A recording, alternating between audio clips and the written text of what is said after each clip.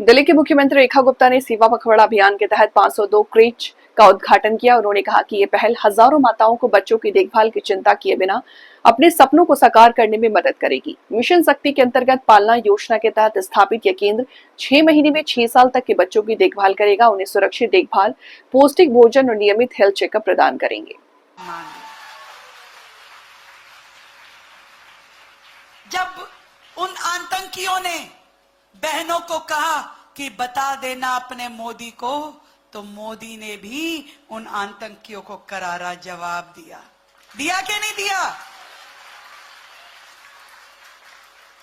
और मैं विश्वास दिलाती हूं दिल्ली की सारी बहनों को, आपकी ये मुख्यमंत्री बहन यहां पे है, तब तक अपनी बहनों के लिए हर संभव काम मैं आपको करके दूंगी।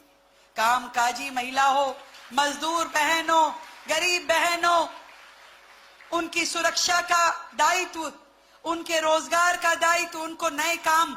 अभी हम एक नई योजना ला रहे हैं जिसमें हम अपनी बहनों को, आ गई समझ लो, छोटा मोटा लोन नहीं, 10 करोड़ रुपए तक का एमएसएमई का लोन, जो बहन अपना व्यापार चलाना चाहेगी बिना गारंटी के दिल्ली सरकार देगी।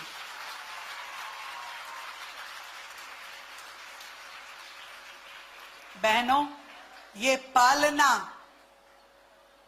उन सारी बहनों के जीवन को आगे बढ़ाने वाला है।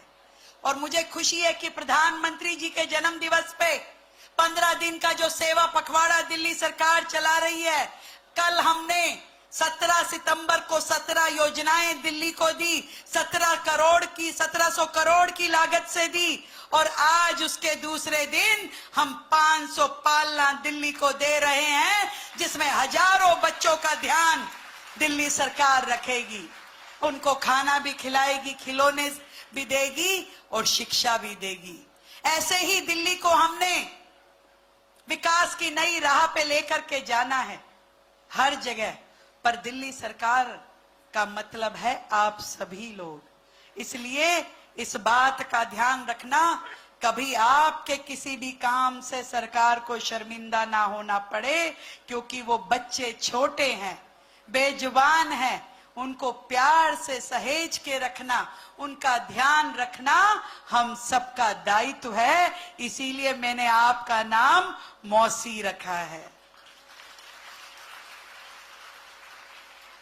और चिंता मत करना भाई, ये सोच रही होगी कि दीदी हमारे बारे में तो कुछ बोल ही नहीं रही।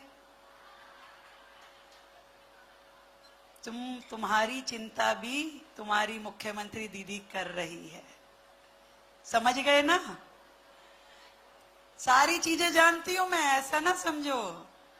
मुख्यमंत्री नहीं हूं, नेता पुरानी हूं।